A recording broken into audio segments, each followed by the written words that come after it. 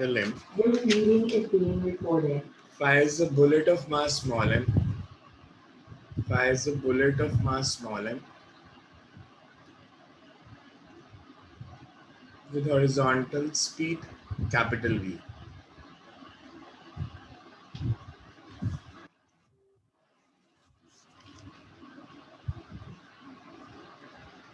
The gun is fitted with a concave mirror of focal length f,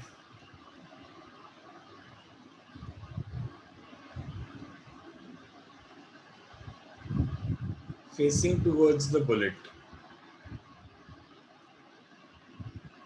Find the speed of sir separation, focal length किसकी काट के बोला था? focal length f facing the bullet. Find the speed of separation of the bullet and its image. Speed of separation of bullet and its image. Just after the shot is fired. Just after the shot is fired. Just after the shot is fired. मेरे को पहले ये बताओ इसमें इसकी क्या importance है just after the shot is fired.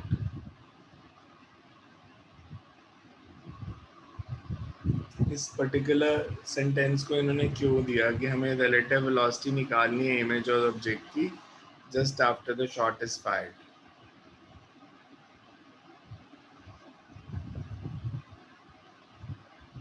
क्या करेंगे इसका? तो इन्होंने इनिशियल डिस्टेंस 0 दिया है. क्या चीज?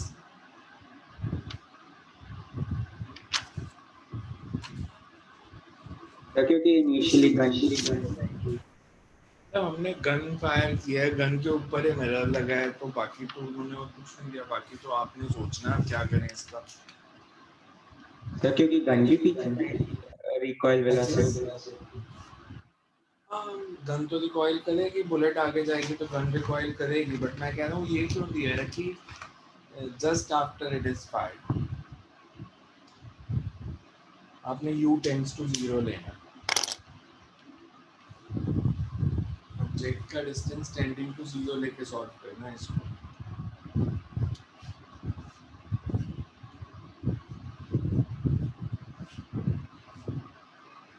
मैं बस ना आपकी आवाज बहुत नॉइज के साथ आ रही है, डिस्टर्बेंस आ रही है. हाँ जी सर.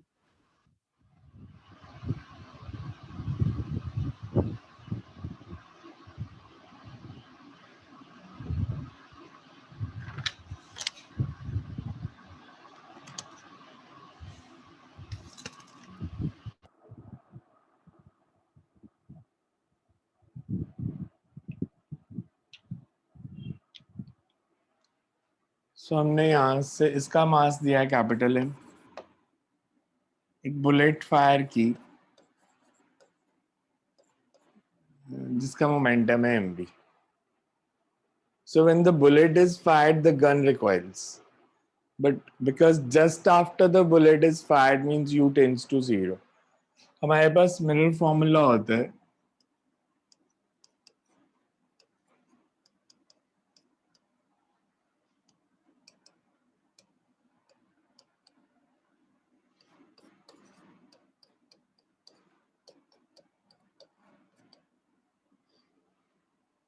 मैं इसको अगर u से मल्टीप्लाई कर दूं पूरी इक्वेशन को,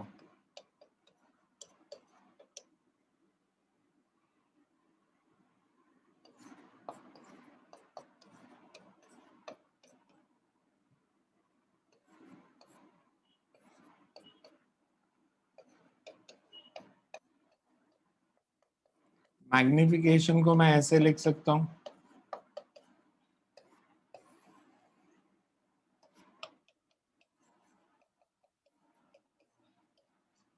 बिकॉज m का फॉर्मूला -v/u था.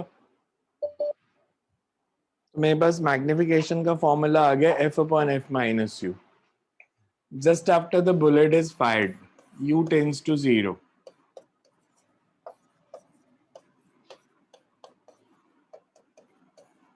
एक्सक्यूज मी सर, हाँ जी, सर इसमें ट्रांसफर्स के बारे में कैसे पता चला? मैंने ट्रांसफर्स कहाँ लिया, मैंने तो सिर्फ ये लिया बुलेट इज फायर्ड। सर जैसे मैग्निफिकेशन ट्रांसफर्स वाला हमने लॉन्गिट्यूडनल की जगह। मतलब हमारे पास मिरर है, एक पॉइंट ऑब्जेक्ट है ना तो लॉन्गिट्यूडनल चाहिए ना ट्रांसवर्स चाहिए, simple simple minus V by U चाहिए, बिकॉज पॉइंट ऑब्जेक्ट है, ना तो उसकी लेंथ दी है ना उसकी हाइट दी है। Okay sir. सो आपको सिंपल मैग्निफिकेशन का फॉर्मूला चाहिए। सो बेसिकली m की वैल्यू 1 है, m की वैल्यू 1 है, तो अब सॉल्व करो इसको कि रिलेटिव वेलोसिटी क्या होगी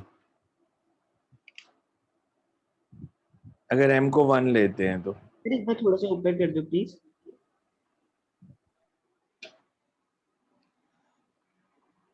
हमने ऐसे फायर किया तो जैसे जैसे आगे जाएगी रिलेशन क्या बनना चाहिए, ट्रांसवर्स का या लॉन्गिट्यूडनल का? लॉन्गिट्यूडनल। तो फॉर्मूला क्या होता है?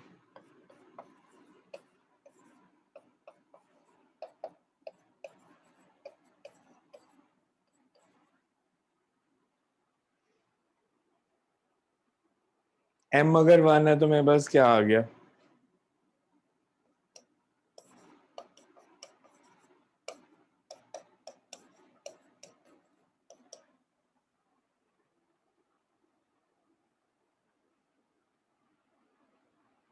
कैसे करें अब बताओ आगे।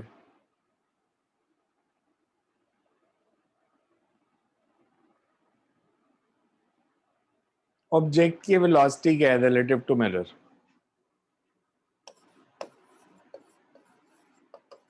दोनों सेम डायरेक्शन में मूव कर रहे हैं ऑपोजिट में? ऑपोजिट। ऐड करूं सबट्रैक्ट करूं मैग्नीट्यूड?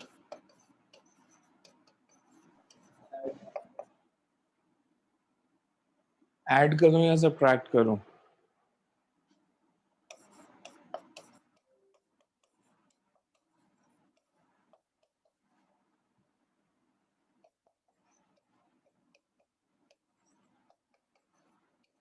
यही आएगी velocity of object relative to mirror. Image की क्या होगी?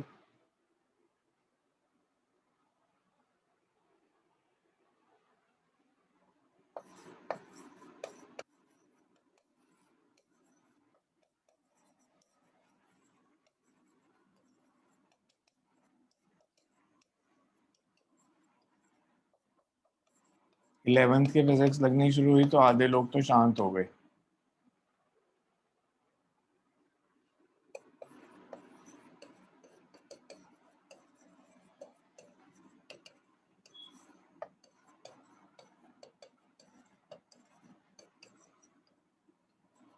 Relative velocity of object and image क्या हो जाएगी?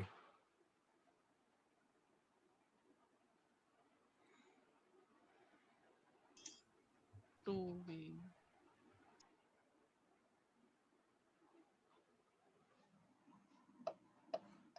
Double.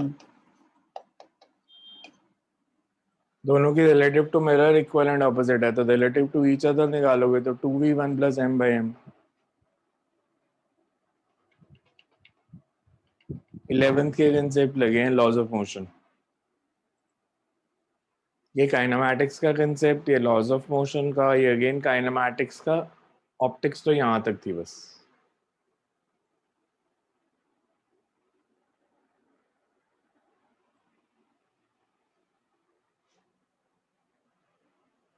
Next to right.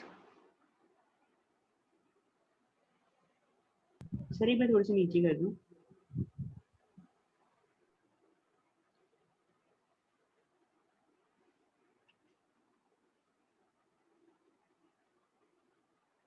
Thank you. Excuse me sir.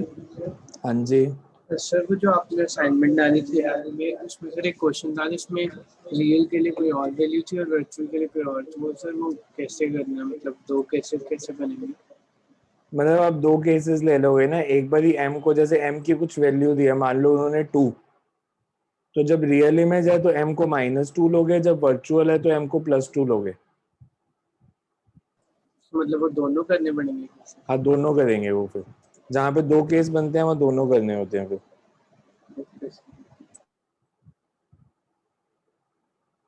Next you write. Consider the situation shown in figure.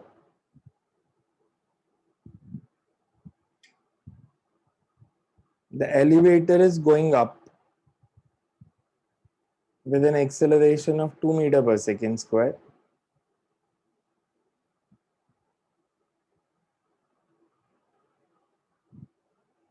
All surfaces are smooth and pulley is light.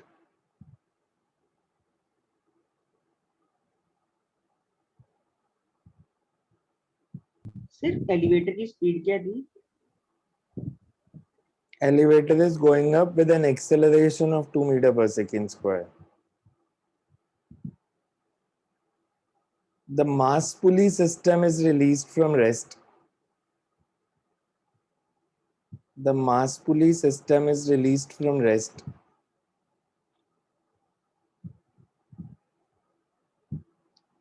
with respect to the elevator.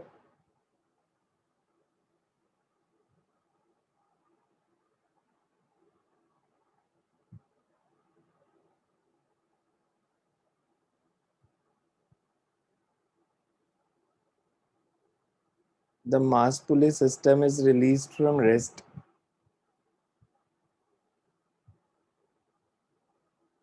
with respect to elevator at t is equals to 0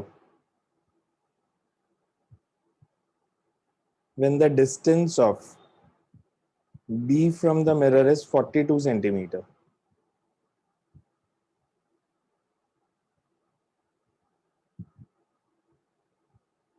sir repeat कर दो एक बार। The mass pulley system is released from rest with respect to elevator at t is equals to 0 when distance of B from the mirror is 42 centimeter. Find the distance between image of B and mirror at t is equals to 0.2 seconds. Sir last time repeat कर दो, find the distance of. Find the distance between image and mirror at t is equal to 0.2 seconds.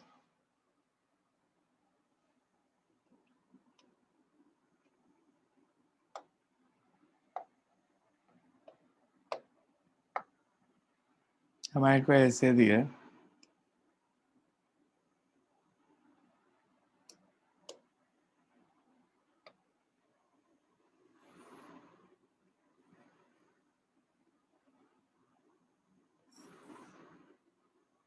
You have an elevator which is moving up.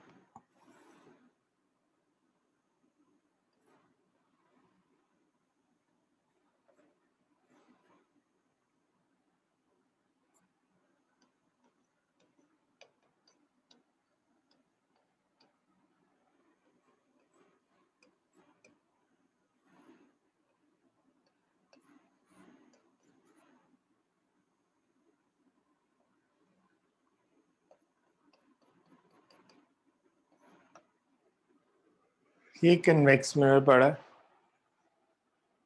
B और mirror में initial distance दिया 42 और इसकी focal length दी है 12 centimetre.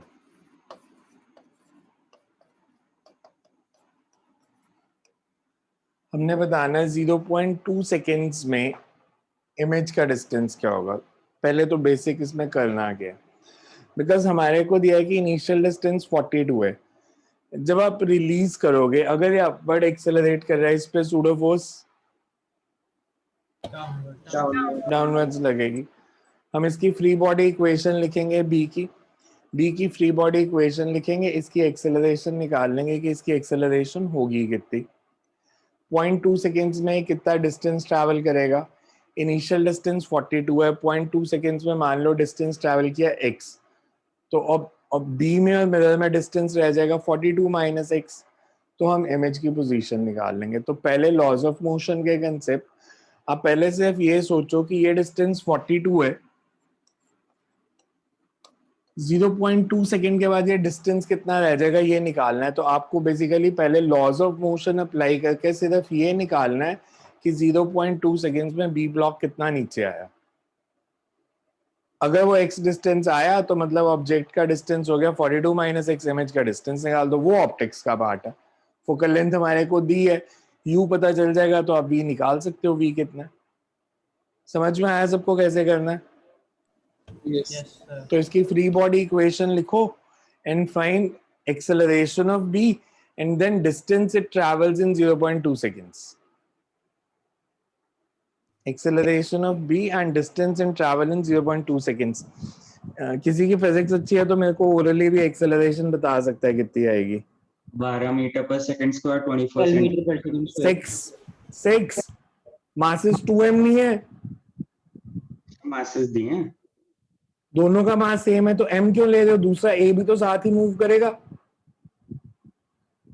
मतलब simple सा फंडा है, अगर आपको कुछ नहीं दिया, कंसिडर द सिचुएशन, उन्होंने अगर दोनों का नहीं दिया मास तो हम सेम ले लेंगे, अदरवाइज तो सॉल्व ही नहीं होगा। आप लिख लो अभिषेक दोनों का मास सेम, बट आप एक के मास से तो कभी नहीं निकाल सकते ना। 12 तो हो ही नहीं सकती, 12 एक्सेलरेशन होती है अगर ए का मास 0 था,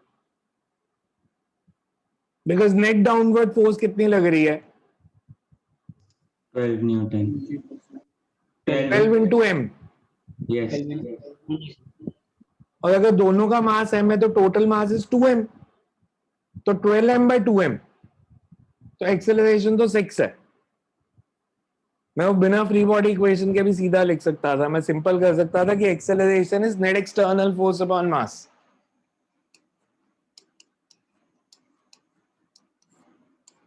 F net upon total mass,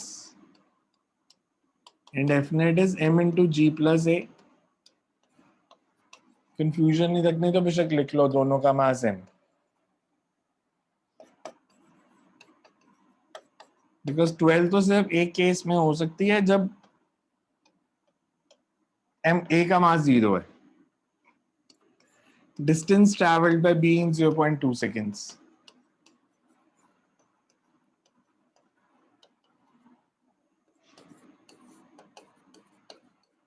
u 0 है तो s is equals to half a t square।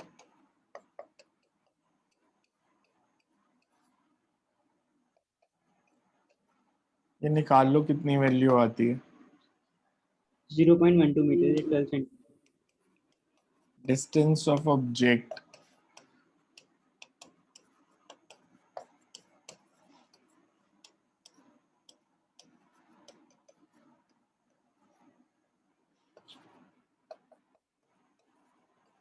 कितना आया था वैल्यू वो?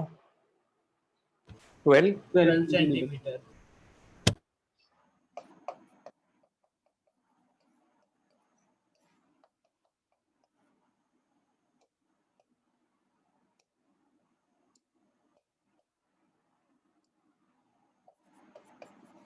और v निकालना, तो it's more of 11th class question, but 12th की फिजिक्स भी आनी चाहिए।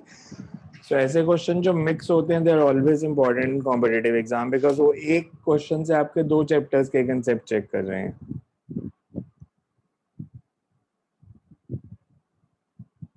सो v comes out to be, अच्छा v पॉजिटिव में आएगा नेगेटिव में आएगा?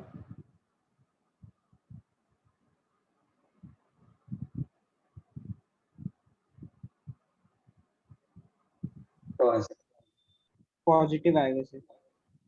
पॉजिटिव में आएगा because it's always convex mirror में वर्चुअल इमेज बनेगी।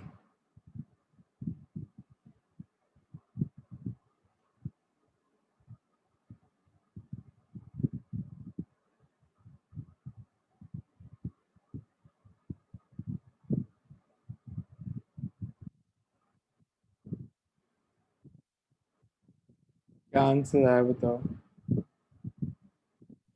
60/7। 60/7. मेरे पास जो आंसर दिया that is 8.75।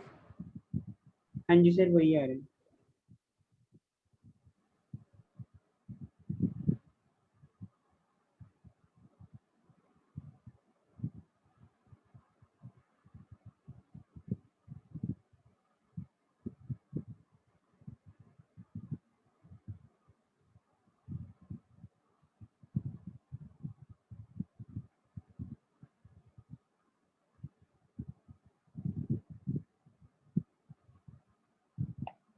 next to right.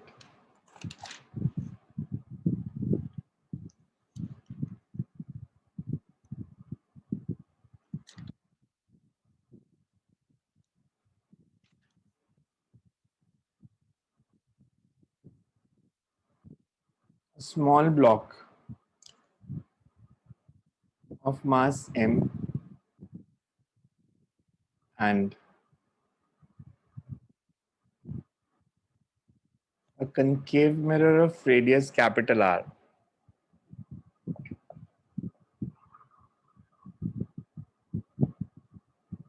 concave mirror of radius capital R fitted with a stand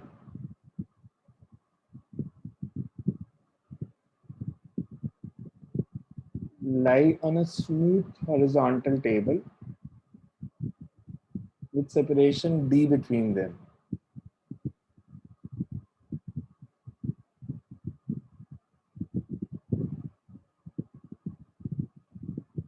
Mirror and stand has a total mass small m.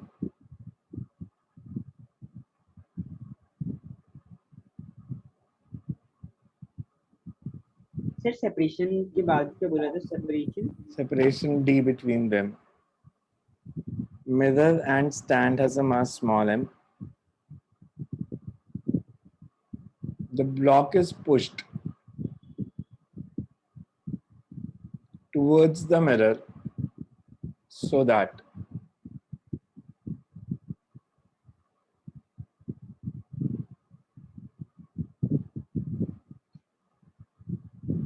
it starts moving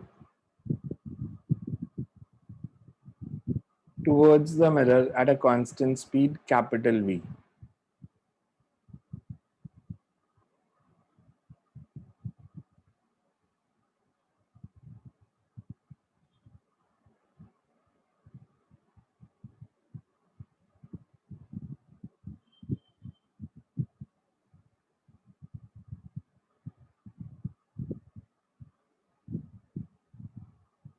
Starts moving towards the mirror at constant speed v and collides with it.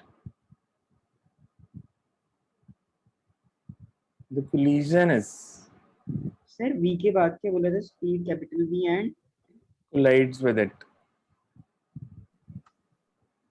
The collision is perfectly elastic.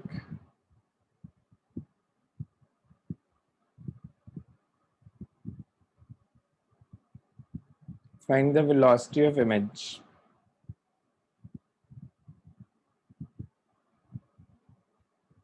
A part. At time t less than d by v and at time t greater than d by v and at time t greater than d by v.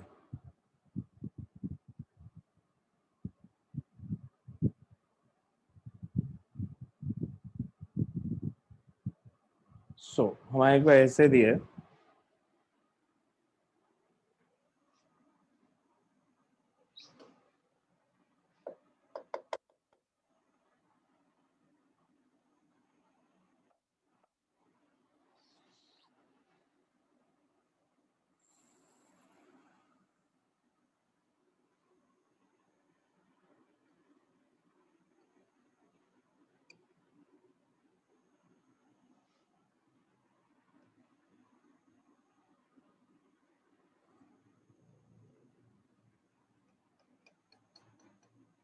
इन दोनों का मिला के मास भी m है.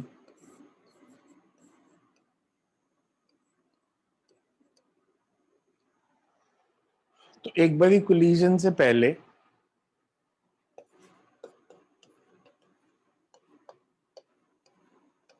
because d by v is the time after which collision takes place.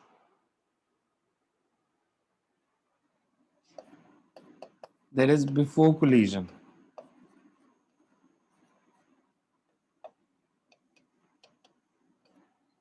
और जब ये दिया है for t greater than d by v, this means after collision.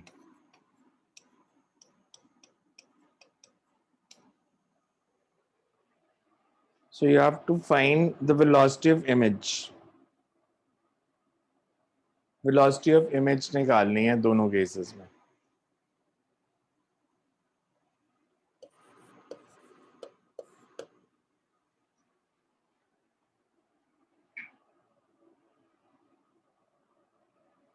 हमें इसका रेडियस ऑफ कर्वेचर दिया है r,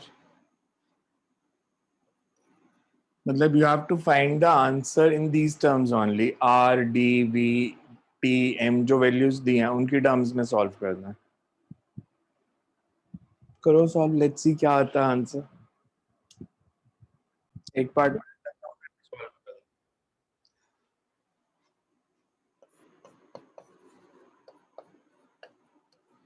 जब तक कोलिजन नहीं होती मिरर की कोई वेलोसिटी है? नो सर नहीं होगी। Mirror is at rest. अगर मिरर रेस्ट पे है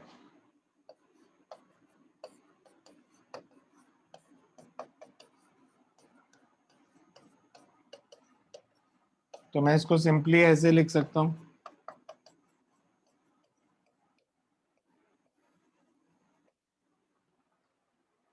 ऑब्जेक्ट की वेलोसिटी कितनी है v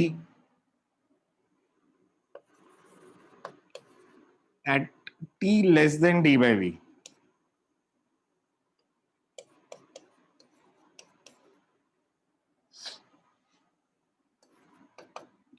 टाइम t में डिस्टेंस ट्रेवल्ड बाय ऑब्जेक्ट कितना होगा? D by V. vt। तो बचा कितना? पहले d था, अब d minus vt। Focal length कितनी है?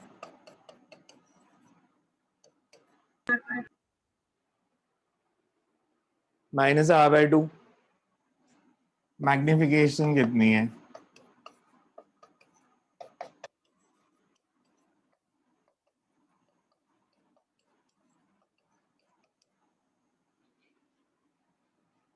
तो वेलोसिटी ऑफ इमेज कितनी आ गई? It will be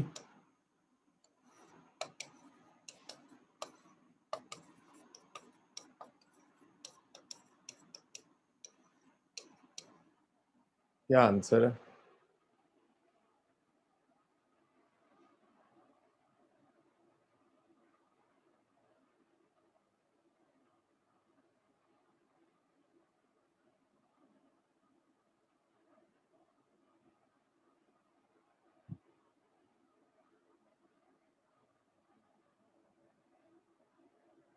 second part करो अब। ये समझ आया सबको?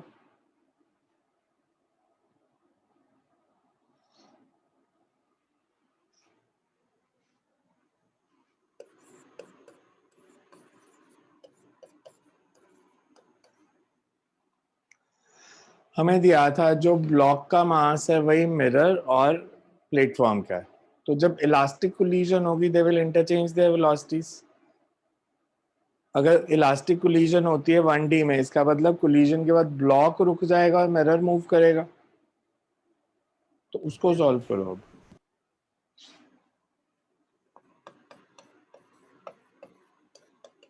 When two bodies of equal mass collide,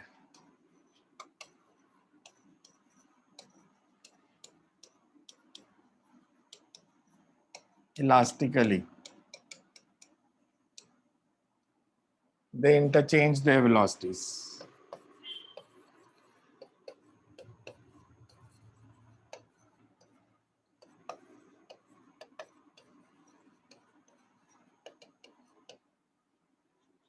That is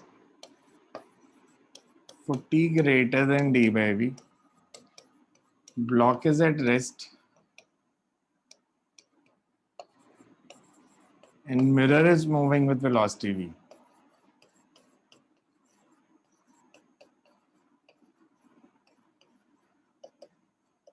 करो सॉल्व इसको। वेलोसिटी ऑफ इमेज निकालो क्या होगी।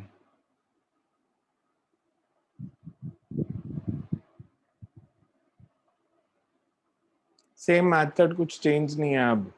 u कितना लूं? u बताओ। u सही लिख लिया तो आंसर आ जाएगा। u कितना है? सर VT कितना है?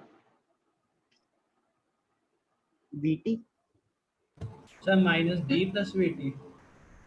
और जा यार, तुम्हारे को u निकालना नहीं आता, फिजिक्स में करोगे क्या? Minus v into T minus D by V. Collision कितने टाइम के बाद हुई थी? d बाई वी के बाद। तो कोलिजन के बाद कितना टाइम मिला मिरर को मूव करने के लिए? t minus D by V. D by V के बाद तो कोलिजन हुई है ना, तो डी बाई वी तक तो मिरर रेस्ट पे ही था। तो मिरर कितना टाइम के लिए मूव किया? मिरर का मूव करने का टाइम तो बस यही है, t minus D by we.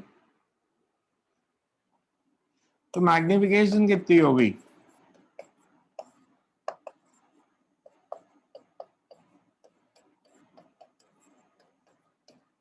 और वेलोसिटी ऑफ इमेज कितनी हो जाएगी?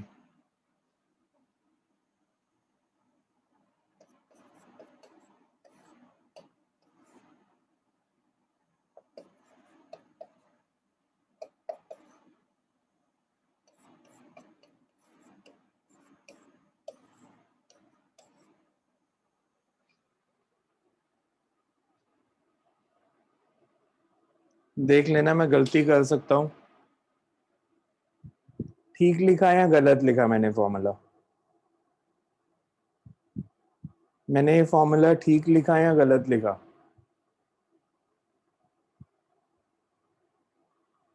कोलिजन के बाद रेस्ट पे कौन है?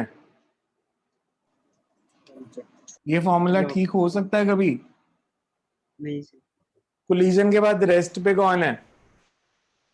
Sir block. ऑब्जेक्ट। ऑब्जेक्ट अगर रेस्ट पे है तो मेरे पास वेक्टर रिलेशन ये बनना चाहिए था,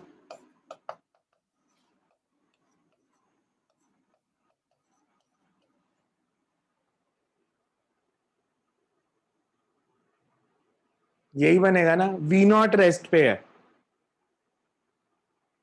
अगर वी नॉट रेस्ट पे है, as V naught is equals to 0, तो वी आई कितना हो जाएगा?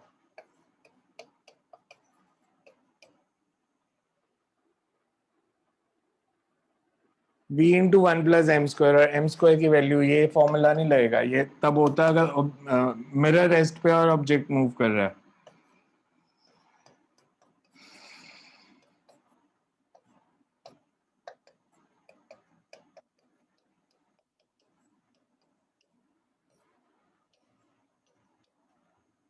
ये आंसर है। मेरे को ये क्यों लग रहा है सबके ऊपर बाउंसर बढ़ रहे हैं? जहां पे दो चैप्टर मिक्स हुए नहीं वहां पे हम हाथ खड़े कर देंगे, हमें नहीं आएगा समझ।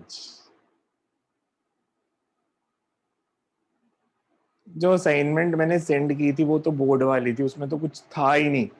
वी और यू की वैल्यू पुट करी जाओ और आंसर निकाल ही जाओ। वैसे क्वेश्चन भी मैं करा सकता था, बट उसका फायदा नहीं है ना, मैं उसी में टाइम वेस्ट करता हूँ। अब देखो कि ऑप्टिक्स कहाँ कहाँ यूज हो जाएगी, किस तरह के क्वेश्चन वो पूछ सकते हैं कॉम्पिटेटिव एग्जाम में। ना तो सुबह वाले स्कूल एग्जाम में आने हैं, ना अभी वाले। बिल्कुल बेफिक्र हो, स्कूल में कुछ नहीं आएगा, मल्टीपल रिफ्लेक्शंस भी नहीं आएंगी। और ये सुबह मैंने मल्टीपल रिफ्लेक्शंस कराई थी, जहाँ पे दो मिरर्स हैं और दो मिरर्स के कारण इमेज बन रही है। ये बेसिकली ये जो पार्ट है इसको हम कहते हैं mixing together of kind mechanics and optics. So opto mechanics के क्वेश्चन है जहाँ पे अपने दो फील्ड्स को मिक्स करके क्वेश्चन बनाए हैं। देखो ध्यान से इसको।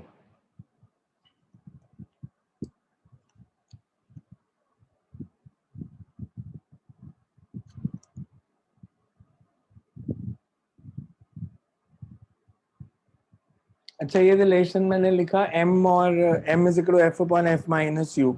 अगर मैं v के साथ रिलेशन पूछता तो मतलब ये फॉर्मूला बोर्ड के लिए भी याद रख सकते हो।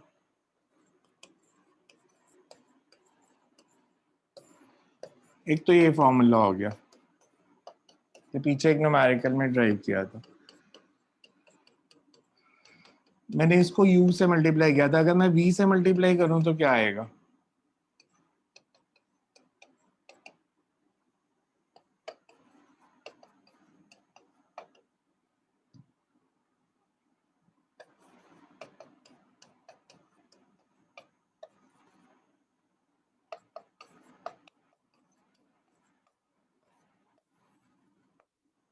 ये अगर v की टर्म्स में मैग्निफिकेशन लिखनी हो तो f plus v by f। Again, I am using here that m is equal to minus v by u.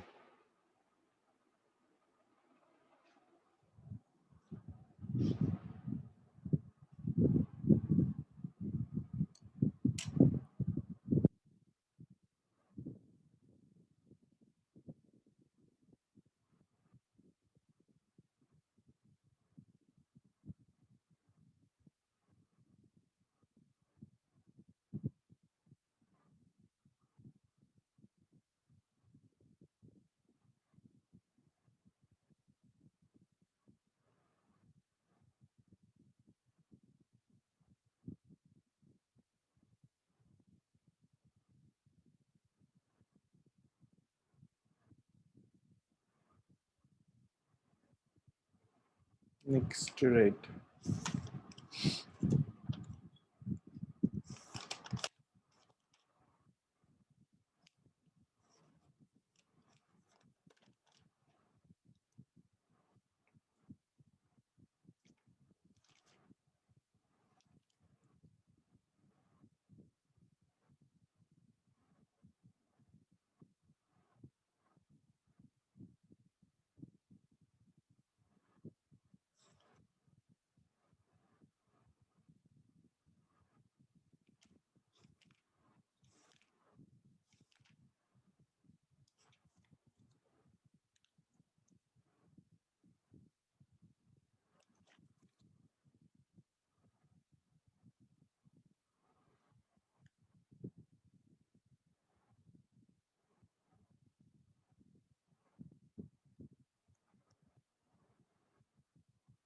Find the deviation suffered.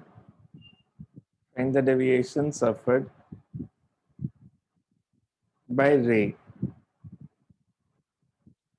after 3 successive reflections in situation shown in figure. After 3 successive reflections in situation shown in figure. ये easy है अब. Because it's not mirror formula, plane surface reflection का question है.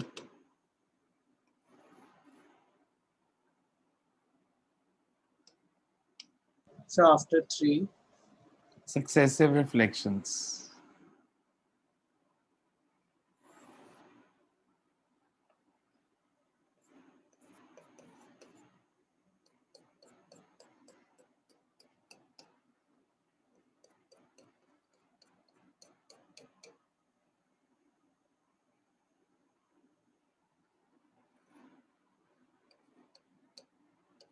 A ray of light is incident at an angle of 20 degree.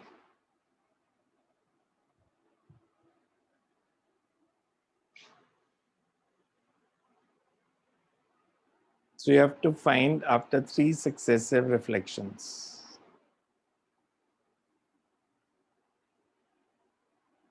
Mirrors की length कुछ भी large भी assume कर सकते हो बिकॉज 3 रिफ्लेक्शंस करवानी है आपने.